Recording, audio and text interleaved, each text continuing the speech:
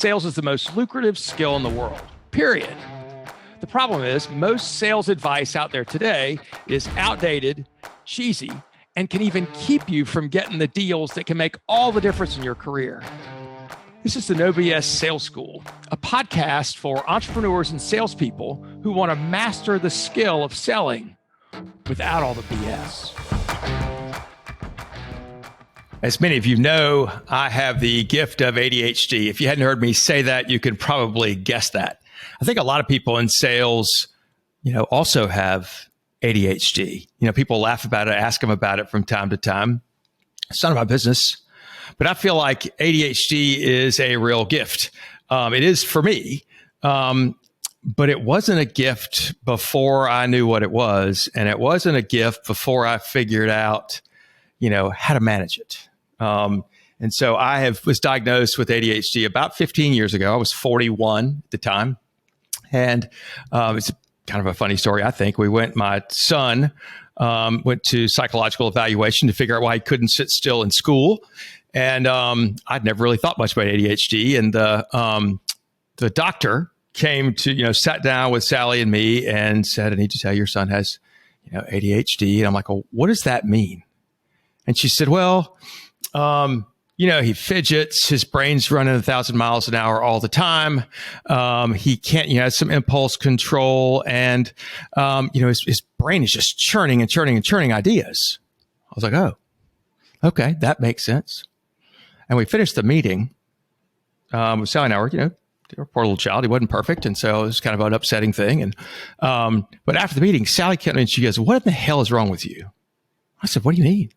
She said, during the meeting, you played with a pencil, you got up to get water twice, you kept interrupting. What the hell's wrong with you? And I was like, were you in the same damn meeting where I was? Where the hell do you think Walker got ADHD? He got it from me, right? And so that was when I self-diagnosed, like, holy shit, this is me. And this is why he's dealing with that. So I went to my doctor, I went to a psych that I grew up with, and we did an evaluation, and he gave the words that you don't really want to hear your doctor say. I did a test, and he goes, holy shit, right? Holy shit. I was like, what? He goes, whew, boy, you got no executive function whatsoever. I said, what the hell does that mean? He goes, organizing things, putting things in order,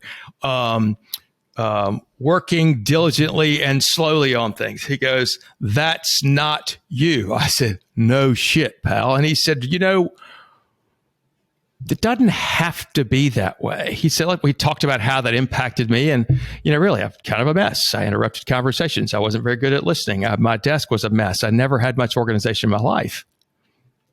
And my buddy said, hey, listen, there's some different things you can do to kind of get this under control and make this ADHD thing a gift for you. And part of that was there was some behavioral modification, but also he put me on some meds, right? And over time, I've been on, I don't know, maybe maybe a dozen different kinds of meds for ADHD. And some work for a time and then don't, or when I, gain weight or lose weight, things become less or more effective.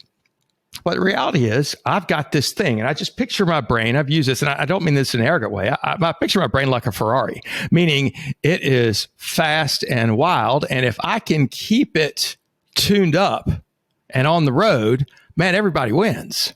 But as soon as I'm not paying attention, I'm not keeping it tuned up, I'm not focusing on how to be better at being me, or being a better focused version of me, then I run into a ditch.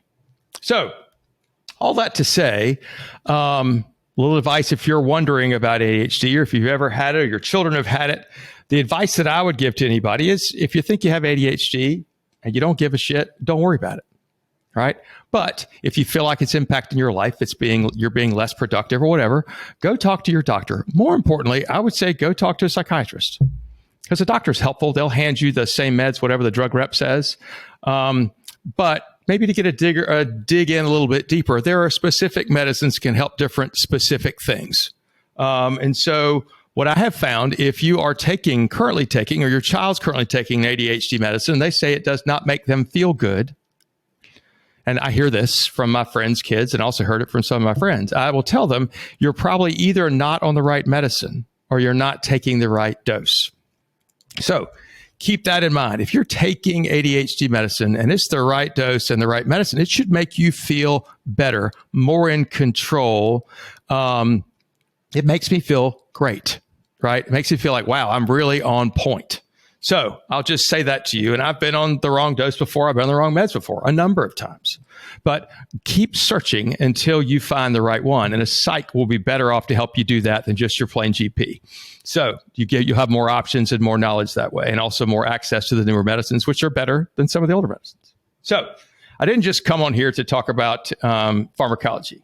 There are two tools that I use on my day-to-day in my work life that have made a huge difference in how I stay focused.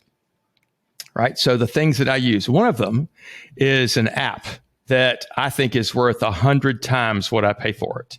And it's called SaneBox. Maybe you've heard of SaneBox before. I am overwhelmed by email. When I open my email box and I have 200 emails, or I have 75 emails or 45 emails, it makes my stomach drop, right? It makes me sick to my stomach. And I feel like, oh my God, how can I even get through this? How does this even make sense? Where do I even start? It's very depressing, right? I just don't like it. So I found this product and I used it for a number of years and it worked great.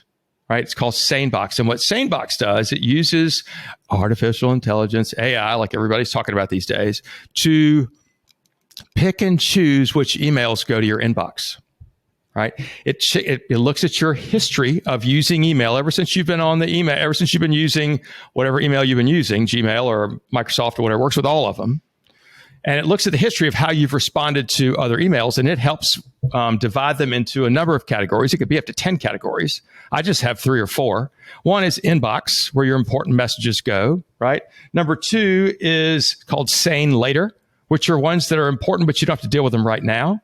Another is called Sane Black Box, Sane Black Hole, right? Which you put them in there so they never come in your inbox and just automatically, well, it doesn't automatically delete them, but it puts them there so you can look at them and say, yep, I don't need to look at any of these, and delete them. It also is easily trainable. You can pick an email and you say, whoops, this came into the later box. It needs to go always in my inbox. So you just pick it, drag it, drop it, and it works miraculously. I thought when I switched to Gmail that all those folders that I could use on Gmail would do the same thing. It was a major pain in the ass, and it never worked like I hoped it would. So I quit SaneBox for a while. I started with Gmail, said this is going to be much better, blah, blah, blah. It was a freaking disaster. And so I went back to SaneBox. It's $4 a month, maybe $4.99 a month. It's no money, right? And what I find, it gives you a ticker. It gives you a little thing that every month says how much time you've saved not having to screw with email that you shouldn't have been screwing with in the first place.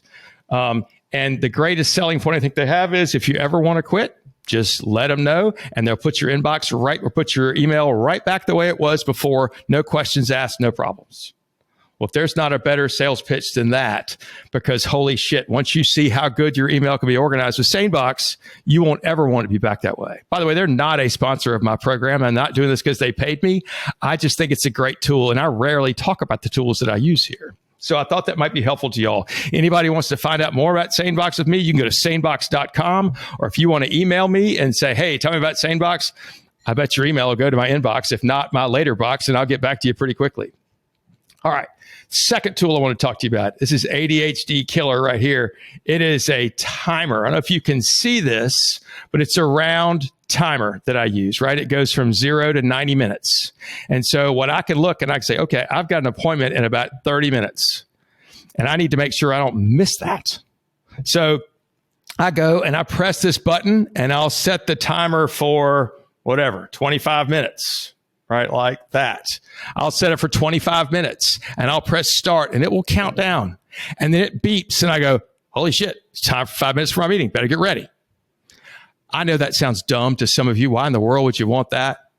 Here's the thing. I need that. It's so freaking easy and I don't forget shit as much anymore. This one is made by Avinia, INIA. I think it cost me $12. It's already saved me a fortune in stuff that, I get in my little zone and I get off working and I will miss meetings, classes, appointments if I don't use this. So I highly recommend. I got mine on from the Battlestar from Amazon. I'm sure you can find them other places too. But I use that timer all the time to tell me, okay, Walk, time to move on to something else. Or we're going to set the timer for 30 minutes. You're going to make prospecting calls. When it beeps, you get to stop. If you've got other tech stack things, that term is so freaking ridiculous. If you've got other tools that you use for ADHD to help you with that, I would love to know about them. And if you're hearing this right now, put in the chat or email me a tool that you're using right now that helps you manage your ADHD, helps you manage your day with ADHD. I'd love to know about it because, hell, I'll probably start using it. I'm Walker McKay with No BS Sales. You want to get stuff straight, make more money, live your life a better way when you're being your honest, true self, being direct and being vulnerable and being kind and making a lot more money. Pick up the phone and call me, 803-917-2817. Can't guarantee I can help you, but we'll have a real conversation. Maybe I can send you the right direction. Thanks for listening to the No BS Sales School podcast. If you haven't already, please take 1 minute to write a quick review for the show. It really does make a huge difference. Also, subscribe to the show and please forward this episode to somebody else who needs to hear it. As a bonus for listening, I'm going to give you access to a free mini course, 7 expensive sales mistakes you're making and what you can do about it. Go to www.7salesmistakes.com and get access to the free mini course. That's the number 7salesmistakes.com. Thanks again for listening to the No BS Sales School podcast.